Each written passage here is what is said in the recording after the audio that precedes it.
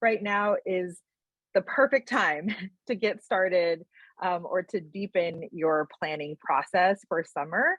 And so we have a series of workshops that we will continue to host through May, covering a range of topics. Today, we're going to be talking about partnerships and hearing from some stakeholders and practitioners around that. Next month, we will be hosting our summer game plan session on a challenge that we know is on everyone's minds around staff recruitment. We'll pull in some of our creative partnerships and models around that to help people think really innovatively about how to solve or how to address and navigate the staffing challenge. And then, one thing I'll say before turning it over to our partners is just this topic and the importance of partnerships right now. When we're talking about summer programming, we're talking about kind of the types of programming that combines academics with whole child development to create a summer learning opportunity that looks and feels more like summer camp than traditional summer schools. And we know, as I said earlier, that LEAs and school districts need a lot of support in thinking about how to create those kinds of opportunities for young people. We know that in addition to all of the funding that was available last year for summer programming, we have even more resources now with the Expanded Learning Opportunities program. And we also know that some of what comes with that ELOP funding is creating and offering a 9-hour day, creating an offering program during 30 days of intersession. And so we really think that summer is a space to be creative, to be flexible, to start or deepen partnerships that can help us to create that 9-hour day, and that these partnerships can last for throughout the school year, to ensure that we're thinking about how we structure and design summer might also be how we structure and design other intersession days like spring breaks or Saturdays or so on. So we're really excited to have a number of guest speakers with us today to help us think about creative partnerships, what that looks like, thinking about our friends over at Parks and Rec, at camp, other school districts even, and to share their experiences with you. So with that, I'm going to turn it over to Jen to give some introductions to her team at the Sperling Center for Research and Innovation. Thank you. Hello, everyone. Excited to be here today. So as you can see on the slide, I have myself and a couple of my colleagues joining us to kind of talk through some of the opportunities around partnership. So I have Jess Banks and Paige Smith, and I am Jen Martin, an education consultant, and excited to be here with you today. I'll let Jess and Paige wave hello, and feel free to chat hello to them in the chat box as well. So as a look at our agenda today, we have a few different things we're going to kind of walk through. First of all, sorry, I skipped the SCRI bit there. We'll just dive right in. Actually, you can go back, Corey. I'll just briefly share a little bit about who we are before we dive in. So SCRI has been partnering with PCY around this support. So at SCRI, we really work to elevate the quality, impact, and sustainability of youth organizations and schools, turning evidence into action. And that's really where we're going to focus our time and energy with you today, is really thinking about that evidence and thinking about how we can move that into action this summer. So giving you some research, some best practices, some ideas, but really are going to give space for others who are doing the work to share their experience as well, just to highlight some of those key outcomes that we've been able to see. So that's really what we're here to support with. So looking at the agenda and how this is going to play out, we're first going to just take a little bit of time to talk about what we know. So as I said, what the research says about partnerships and how those partnerships can be mutually beneficial and how they can really support kind of a larger systems work within the community. As I said, too, we're going to take time to do a partner spotlight, and then we'll spend, and the partner spotlight will be kind of focused on the partnerships and the dynamics related to that. Then we'll take some time to talk about how we move forward. So exploring some other research just related to planning for partnerships. So roles, different ways to connect and to really find success in this work in summer, but also beyond. And then you'll get an opportunity to spend some time in breakout rooms, being able to learn more about the partners who are joining us today, ask some questions, and even do some brainstorming. And then we'll reflect and close. So before we dive into all of that wonderful goodness, want to just take a minute here to gauge a little bit more about you all and your participation here. I can see in the poll we have a wide representation of CBOs and schools and school districts. So we're going to turn over to a poll here and ask a couple of different questions. And the poll link is going to be coming up here in the chat. The first question that's coming up is going to be, so you can start thinking about it. If you are currently partnering with an external organization, so if you're a school or if you are a district or even if you are a CBO yourself, if you are currently partnering with an external organization, in which of the categories are you partnering?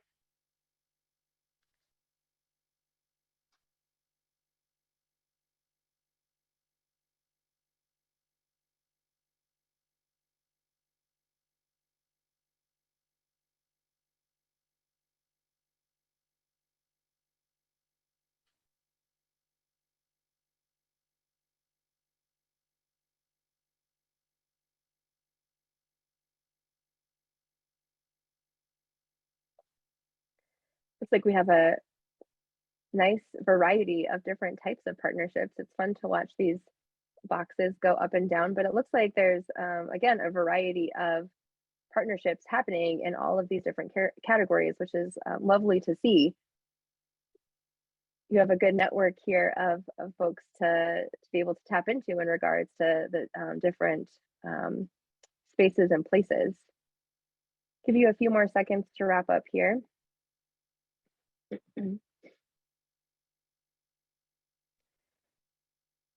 Almost a tie across the board, really, in many respects. All right, perfect. So you can see here again that there's a nice variety of partnerships across the space. Our next question that we'd like to know is, in what categories would you like to partner? So as you're thinking about the summer and the opportunities that might exist, as you're thinking about these days, these opportunities to be for summer to be more camp-like, where would you like to partner?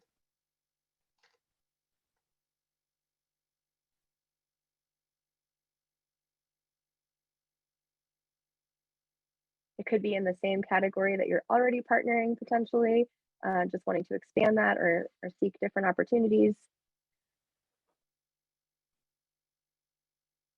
Looks like we have a strong interest in enrichment and field trips, which makes sense when we hear summer camp. I think those are the things that come to mind for me. Looks like there's also just interest kind of in general across the board too, between STEM and technology, which can often be even considered in some forms of enrichment, some health and wellness, program operations. Great. Well, thank you all for taking time. I'll take a few more seconds here just to get in your final vote. Just helpful to gauge a little bit of where many of us are sitting in current partnerships and where we're hoping to partner. And so you'll get to hear, as I mentioned, from some of those enrichment providers and thinking about partnerships. And know that as we go through the content today, what we're sharing is really meant to support partnerships in all of these different categories. Obviously, there will be a few things that might vary or that would change based on the type of partnership or even who the different entities are that are partnering. But as we think about partnerships, knowing that in each of these categories, what we're discussing today can be applied and really be able to help kind of support success in that space. The other thing I want to point out before we leave this slide too is just the potential intersectionality that exists between all of these things, and that you might actually, intentionally start a partnership around coaching and curriculum development or around health and wellness, but start to see as we talk about kind of partnerships as systems where there might be overlap or opportunities to impact on even a greater scale than what your initial intention may have been. So just want to keep that in the back of your mind. So you can go to the next slide, Corey. Thanks. All right, so we're going to start to talk a little bit about what we know about program planning and partnership. And I'm going to share from a variety of different studies that are on the PCY website that you'll be able to access. Paige will share similar information as well. Encourage you to go take some time when you have all that free time that I know you don't have, just to dig a little bit deeper, because we can only cover so much today. But we're going to just spend a little bit of time to start thinking about the power of partnerships, and really want to encourage you as we go along. If you have ideas that come up, or if you have some benefits that you've experienced or some things you want to share, please. This is a space. I am as much a learner as I am a guide here, so please share what comes to mind. But really just want to kind of start to think about the big picture, the big impact that partnerships can have. So when schools and CBOs, others in the community, including our families and caregivers and our young people, and we all can come together in partnership in different capacities, really there's an opportunity to promote equity through a coordination of servicing. So we can start to really target the groups of students and the groups of people really in the space who are most in need of particular resources. There's also really an opportunity to maximize and grow available resources. Often there can be duplication of services. So when we are able to come together and with a shared vision, with that collaborative space, we can really start to share resources potentially more effectively to have even greater impact on our young people and our communities.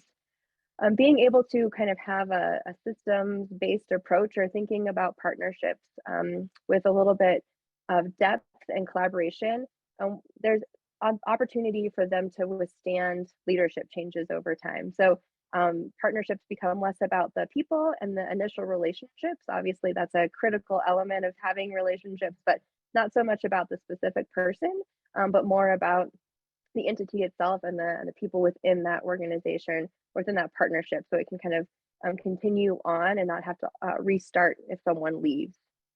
And then lastly here, when you're thinking about the power of partnerships, just the opportunity to build capacity and coordination. And it's listed here around professional development and program quality, but it's also in so many other facets. As Alea mentioned early on, when you're thinking about long days or like 9-hour days, more days, just even if they were short days, the opportunity to really have multiple people at the table allows there just to be that additional capacity and coordination.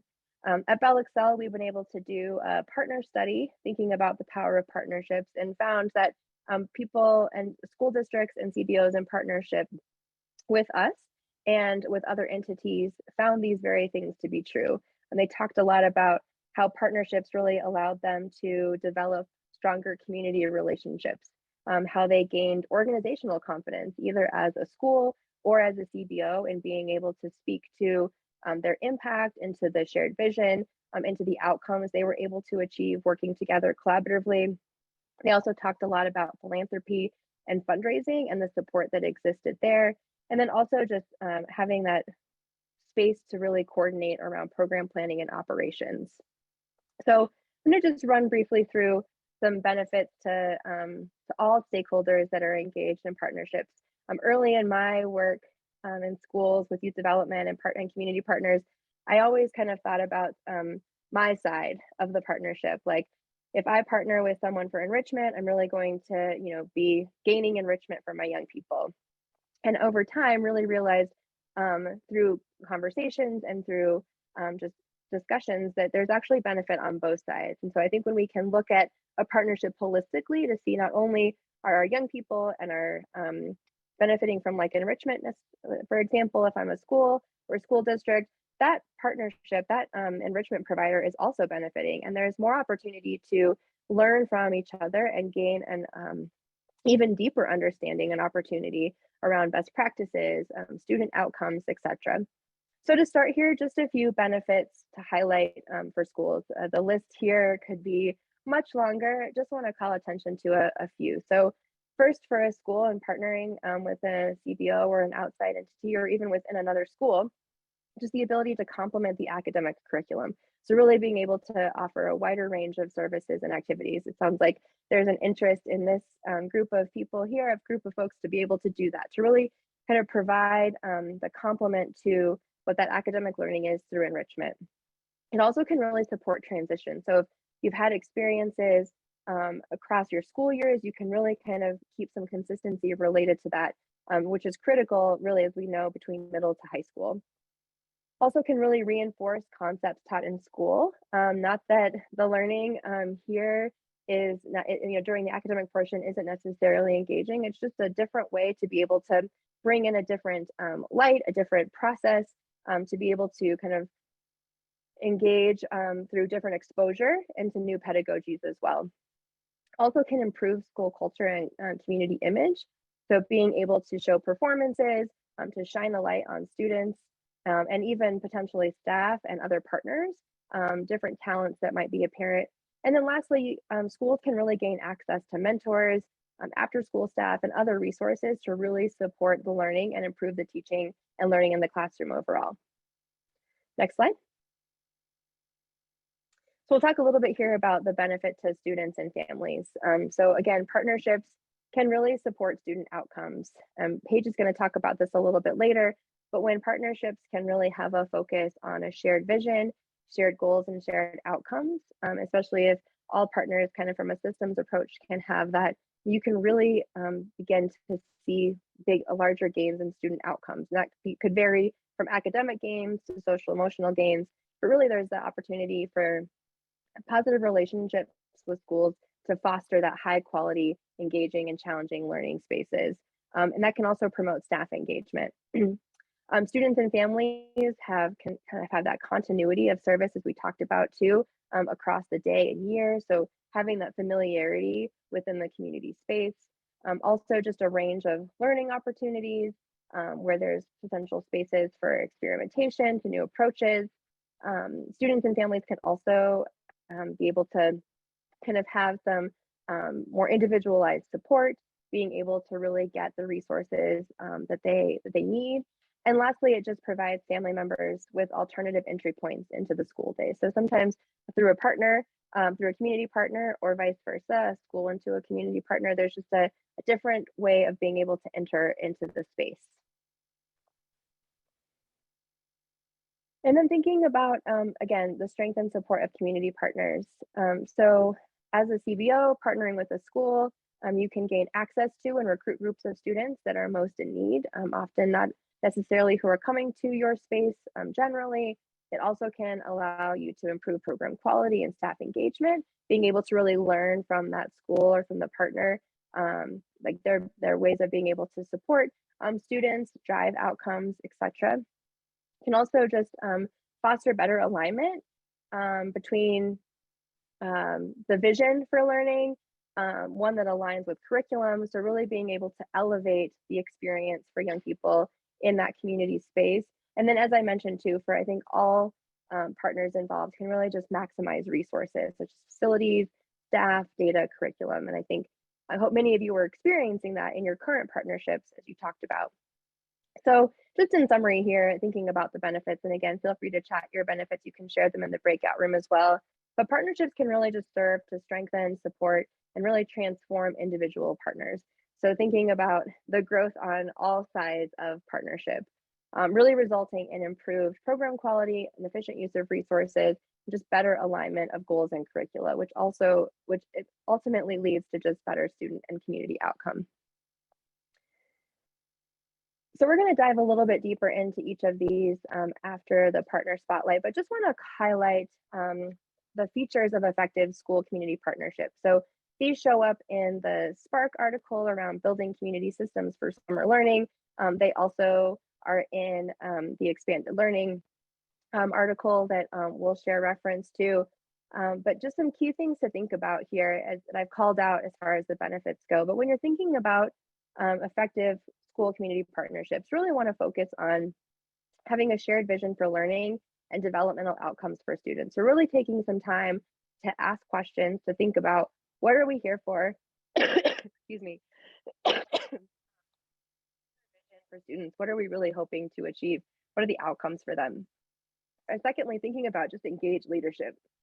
So really thinking about ways that you can have advisory councils, steering committees with representation across parents, students, community partners, etc., to really support planning and learning. Thinking about continuous quality improvement. How do we being successful? How are we measuring that? How are we really helping and supporting one another in our community? And how can we work together to be in that mindset, in that frame of reference of we always have something to learn, we can always get better, how can we do this together? Thinking about data management, this really ties into that space around shared vision and student outcomes. How are we really collecting information, data? How can we partner together to really ensure we're doing that effectively? And that also supports that continuous quality improvement. Sustainable resources, again, how is there space in place to share resources, to leverage different facilities, different funding streams? Sometimes being able to be in a collective impact type experience could bring about different types of funding and support from the community. And then lastly, collaboration around marketing and communication. So it's clear what's out there, families, parents, community partners, schools really have a sense of what's happening, what's driving, what the outcome and vision is, and the opportunity to really market that in a productive way. So just some key things to think about here as you're the features of partnerships, and we'll be able to dive a little bit deeper into this. So lastly, just to wrap up, want to kind of share what I've already shared, but just to kind of summarize it, really being able to build relationships involving families and kind of having key people at the table can really make a difference in partnership. It's important to really think about how you can engage families up front. I think they're a partner we often don't talk about or think about necessarily, more as a receiver, but I think ultimately can really bring strength to all of the different components around enrollment, retention, etc. And then, which I think we'll hear about here in a minute, but really thinking broadly about including the right stakeholders. So really thinking about the relationships that you have, the different histories across initiatives, different systems that exist, and really being strategic about who and where and how you partner, and the opportunity to really bring about collaborative to support different community initiatives. So a lot of great research and information out there about community partners. So now I'm going to turn it back over to Alea to introduce our, before I do that, we'll reflect. So as we're turning it over to get started, I want to take a minute just to give you a chance to reflect on what you've heard so far. So in the chat box, as we're transitioning over to introduce our partners, would love just to hear what benefits you're hoping to see from establishing effective partnerships, and in which of the 6 areas that we talked about are you feeling most confident? So I can pass it back over to you, Alea. Great. Thank you, Jen. Drink some water, take care of yourself, and same thing to everyone here. So I am super, super excited to introduce our partnership spotlights here. We have 2 communities or 2 different partnerships that you'll be able to hear from. Just to note, we're gonna give a brief kind of description right now, overview description of the partnership, and then share a little more content with you. And then you'll have the chance to go into a breakout room where you can hear a bit more about what our partner spotlights are about to share. So I'm really pleased to welcome Eduardo Caballero, Kendra Watkins, and Matt Manning, who are all really kind of partnering strongly and building upon, I think, a partnership in Napa Valley Unified School District. And so I will just turn it over to you all. Take it away. Great, thanks, Alea. I'll jump in. Yes, my name is Eduardo Caballero, one of the co-founders of EDMO. We are a little bit about us. We are a STEAM and social emotional learning focused out of school time provider. We do comprehensive after school programs and summer programs. We've been around for 18 years. We started in the San Francisco Bay Area, and now we have been expanded out to pretty much all of California and also into Texas a little bit too. And I'm happy to be here along with Matt to talk to you a little bit about our partnership, what it looked like last year, and then also share with folks some of the models that we're looking at with all the different districts that we're working with for next year. So we'll be happy to share some of what those models look like, some of the challenges and kind of tips and tricks for things to plan when you're looking to plan for next summer. Some of the things that we wish we had known as we were planning even last year. I'll hand it over to Matt. Hi, everyone. Thanks for the opportunity to speak with you this afternoon. My name is Matt Manning, and I'm the Director of Elementary Curriculum Instruction and English Learner Services for the Napa Valley Unified School District. So as part of that role, I oversee our after-school and summer programs. So last year, we were fortunate to be able to partner with Eduardo and his team at Edmo, Eduardo and Kendra, in building a really comprehensive summer program for our students. Just knowing that we had last year where we had hybrid learning with half of the day at home, half of the day in school, with only about really 40% of our students actually coming to school last year. We knew we needed to build a really strong program for the summer to build a bridge for our students back to fully in-person learning this year.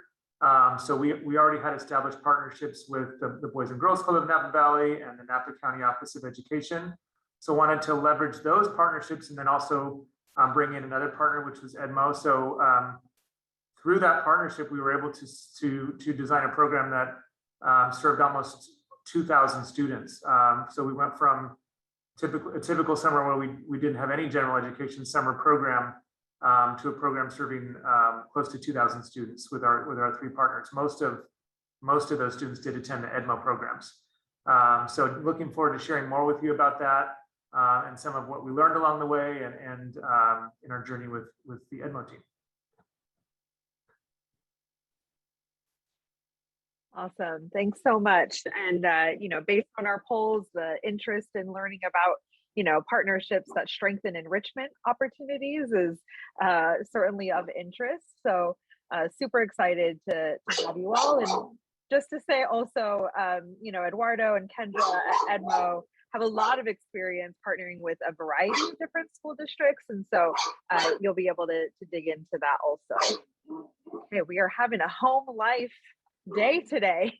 All right, our next partnership spotlight that we are really thrilled to have with us is Brazil McIntyre and Courtney Fung in Berkeley Unified School District. So Brazil's with the district after school programs, and Courtney is representing a really interesting, great partnership over at UC Berkeley to think about, again, who are your kind of innovative, creative partners like your institutions of higher ed who might be able to enrich and offer something unique for students. So Brazil and Courtney, I'll turn it over to you all. Thank you. Thanks so much for having us. What we have been doing with Berkeley Unified and the Berkeley Learns After School program and partnerships, we've had long-standing partnerships for many, many years. So we've thankfully, have been thoroughly introduced to how to gain partnerships and how to keep them.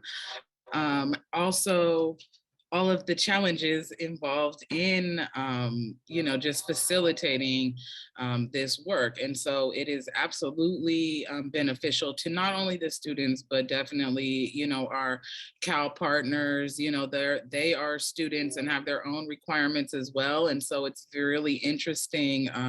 Jen said it earlier when she was speaking, as far as it really is a win-win situation for us and them as well when you look at it that way. So it can be very overwhelming, but if you look for the wins, it's definitely beneficial. And so I will let Courtney just really briefly let you know about the Styles Hall partnership that we have been working together for a few years. And so Courtney, if you want to briefly just kind of explain what Styles Hall, how that partnership works. And then, like you said, we can go into further details once we get to the breakouts. Courtney. Yep. Hi, everyone. I'm Courtney. I'm a UC Berkeley student and the K-5 program coordinator at Styles Hall. So what I do is I recruit and find volunteers throughout UC Berkeley, reaching out especially to education majors or minors, psychology, sociology, that kind of thing, where like Ms. Brazil said, is a win-win. They get to have some field work and the students get to benefit from having a mentor. And so we pair those students with elementary school students throughout Berkeley Unified School District. And they go through year-long partnerships at least. Some of them have 2 years or more. A lot of the volunteers and students stick together for years beyond the program itself because they've created a relationship with each other that lasts beyond what we tell them to do. And yeah, so it's really awesome to have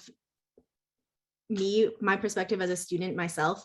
It's helpful to be able to know what the student volunteers need. And then Ms. Brazil has her perspective as a teacher, and knowing her students personally and being able to work together provides a really useful partnership. Yeah, so again, we have a lot of experience with partnerships. Again, Berkeley actually has worked with Camp Edmo as well last summer. And so that was awesome as well. But yeah, so I don't want to go on too long here. So again, any questions? We have a lot of experience, so bring them on. All right, thank you guys for that partner spotlight. If we can go to the next slide. Hello, my name is Paige and I'm with SCRI. And so we're really going to talk about how are we going to move forward. And I think sometimes in thinking about how we move forward, it always calls for a little reflection period. And so in the chat box, we would like to know what are some challenges you have experienced or are experiencing with facilitating partnerships. We saw with the surveys that a lot of you guys already have a lot of experience with working with different organizations. And so as we talk about how we move forward and the things that we can do in the future, we want to keep in mind those challenges and try to figure out how we can either help those challenges, fix those challenges, or plan for those challenges as we move forward. So next slide. All right, so my colleague Jen kind of spoke about the benefits of partnering with school districts. We all know that you guys have that in-depth knowledge into students and parents and the community, and you have that connection with them. But we also want to keep in mind that there is a mutually beneficial partnership between coming together with other organizations to provide a system level change and a whole life experience for youth. And so looking at some of the current research that has come out in the Investing in Resilience and Relationship study, we kind of come up with some core values that are really important when looking at partnership and promising practices.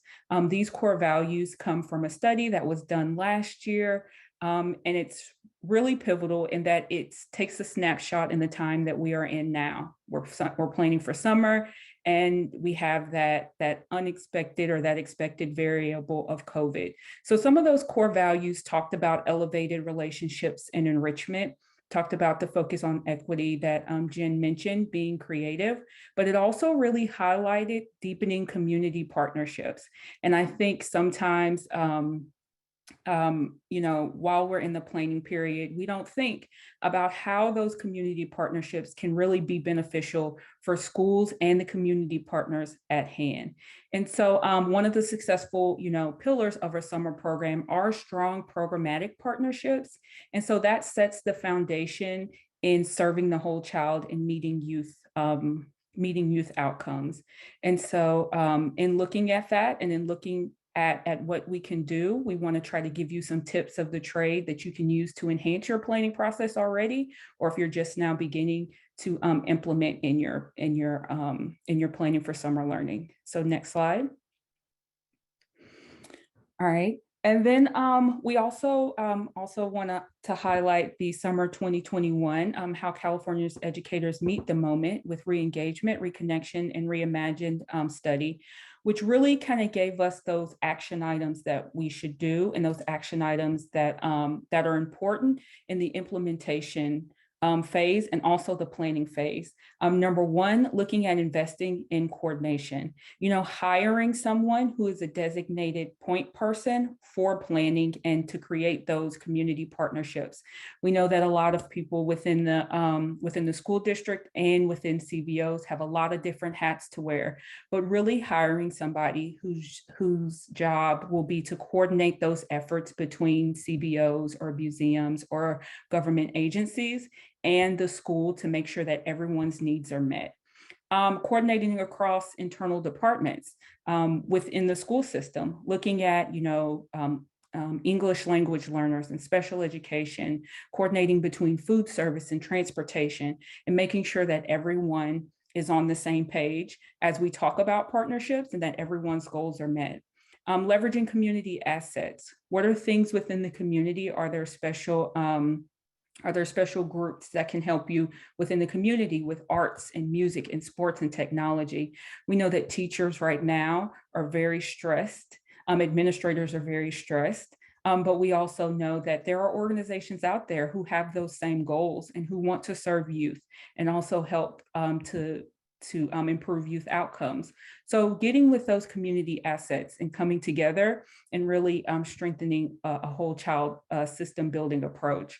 And also timing, starting early. We know that coordination between big systems, whether it be CBOs or government entities like rec centers or school systems, take a while for that coordination to happen and for that back planning to happen. So starting early and exploring what these partnerships are, leveraging partnerships that you currently might already have within the school system, developing shared goals.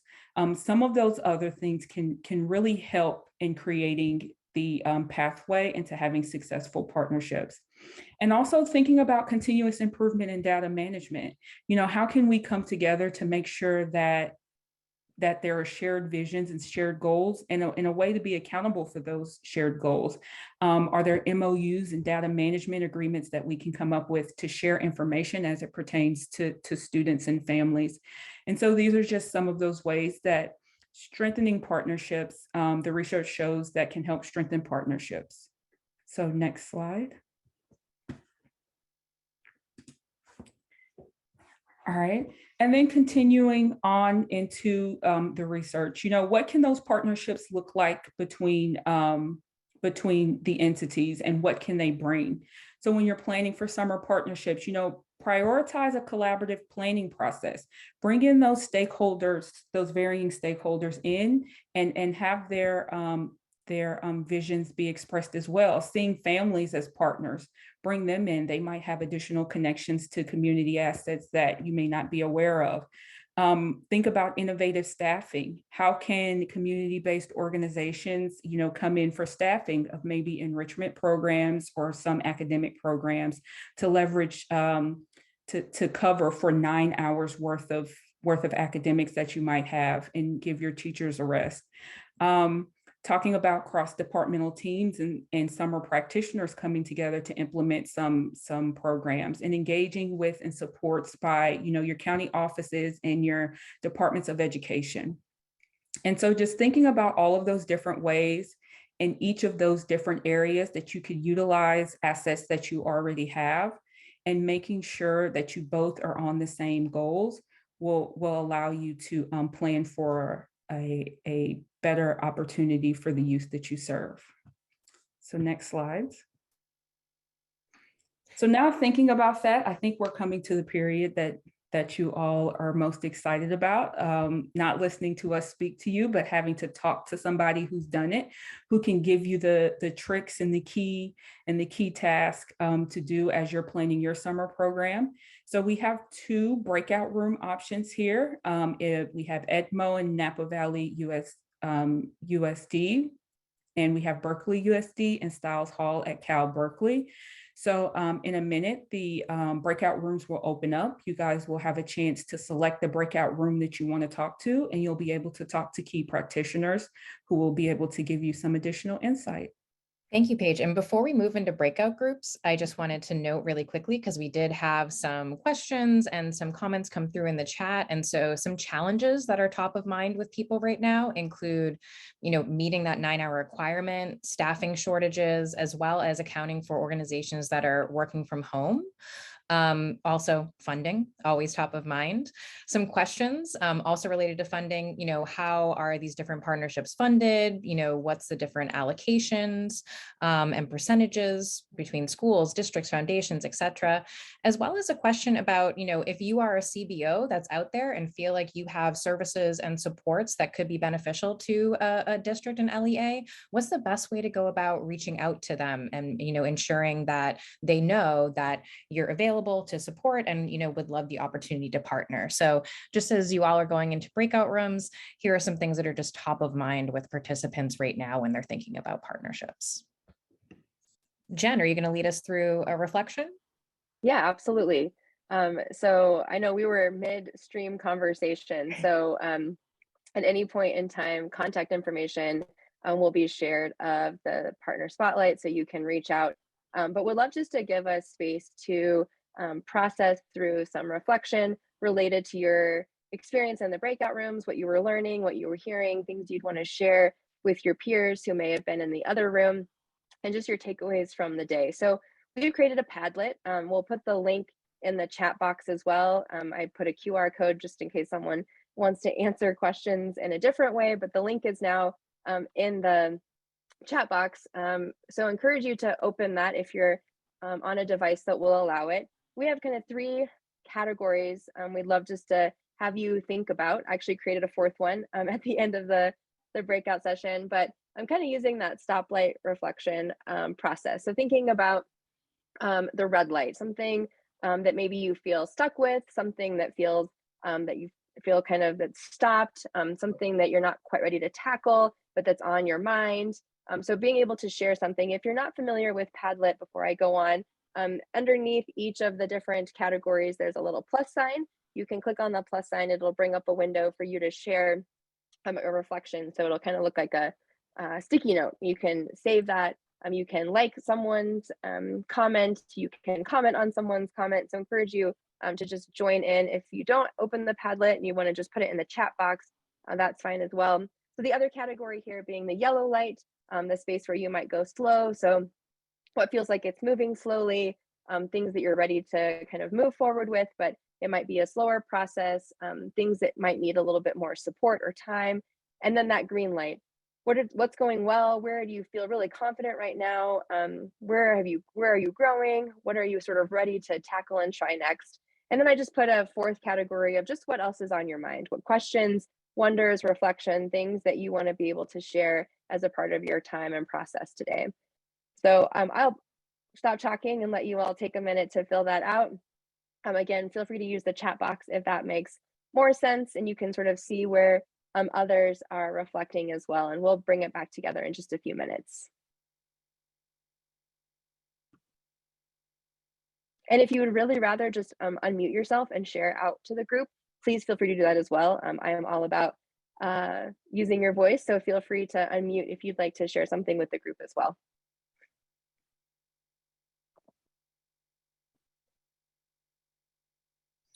I would just like to thank my partner, Courtney, for coming. I know out of her busy school schedule. So I just wanted to throw that in there because I know she has to run soon, but I do appreciate your time greatly. Awesome. Always love a good space for a shout out. So I'll kind of share some things that are coming in the chat box. If you're working in the Padlet, in the breakout room with Edmo, in Napa Valley, we were talking about staffing and potential staffing challenges, which I know was a focus of next session's webinar. As a plug there, I encourage you to sign up there. But we're talking about the opportunity to maybe consider a small incentive or a small fee to like improve attendance for staff. And so if you want more information, Eduardo's information is in the chat box, but just to finalize that thought before as we were concluding in the breakout room. Just to clarify, that was an incentive or small fee for the participants. Participants, For the thank you. participants, Sorry, yeah. We wouldn't charge I the was staff even to work. forgetting where we were. For participants, Yeah. excellent. Thank you, Eduardo, for clarifying. Could also be valuable for staff as well. Yeah. Otherwise, if you're running a free program this year, I think you can over enroll. Expect that you're going to have some folks who won't show, and so to hit your ADA numbers, you can probably over enroll a few percentages. Thank you.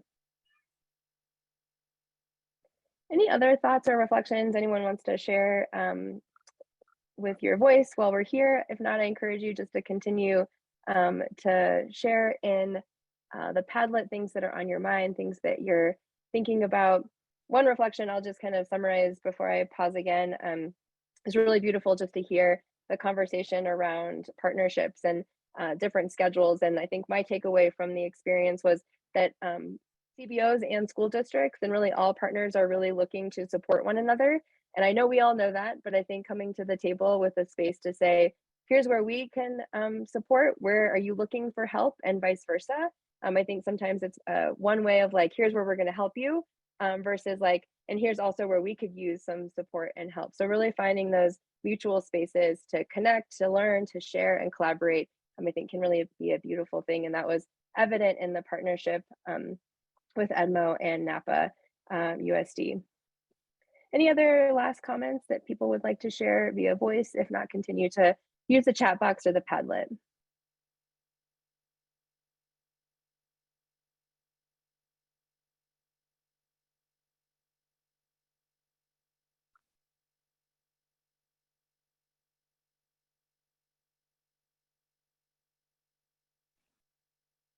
Perfect. Well, I will pass it back over to you, Alea. Thank you all for your time, and we will take what's in this Padlet too as feedback as far as where there are still questions and spaces for support moving forward. I really appreciate your participation and time. So to you, Alea. Thanks, Jen. And yes, thank you, Brazil, Courtney, Matt, Kendra, Eduardo, for taking time out of your schedules to share your experiences. Thank you to the SCRI team as well for preparing a lot of this content and really grounding us in, in what not only we know these partnerships have impact on through lived experience, but from some of the research and the background. And also just a quick shout out as a thank you to the California Collaborative for Educational Excellence, who helped make these webinars possible and are also, providing resources to LEAs to be able to leverage the moment that we have to create quality summer learning programs for all the students that need it. So we just want to end with a few reminders about our upcoming summer game plan, workshop sessions, as well as other summer learning resources that are available on our website. The research that was shared today and more are all available on that partnerforchildren.org/summer webpage. We have a variety of planning guides, one that we developed last year. We're doing a refresh and a slight update to it, but also lots of other kinds of planning tools and guides will be available or are available on that page, and other case studies so you can kind of dig into what's happening in other communities. And then finally, last slide is just to say again, we just launched registration today for our February 22nd workshop series. It was brought up in the breakout room that I was in, that staffing is going to be a huge challenge. Everyone is going to experience it across the state, from our district, LEA partners to our community-based organization partners. Staffing is going to be a huge challenge. And so that's what we are putting together for the February 26th session. Again, we'll have, it'll be sort of structured like mini conference style. People will have the opportunity to attend 2 different breakout rooms to hear from different communities and their creative models. It's also a time to share your own strategies and ideas around that. So you are, everything that you all are sharing in the chat and the breakout rooms are super helpful as we kind of build this practice space by tapping into the expertise and experience of you all. I think we are going to put a feedback survey in the chat. We really do appreciate your feedback there. Let us know what other topics you're interested in or what kind of follow-up you're interested in. All of the resources and the slide decks that were shared today will be sent out to you by the end of the week, usually along with the recording of this webinar, so you can share this with others or rewatch. And let me check the chat really quick. I think I covered everything. If I missed anything from our SCRI team, please jump in, or Corey. I think that's it. Just another big thank you to our presenter spotlights, and thanks for your work on the ground every day. And we're really looking forward to seeing what happens summer 2022 as we continue to build on all of the great work that you've already done.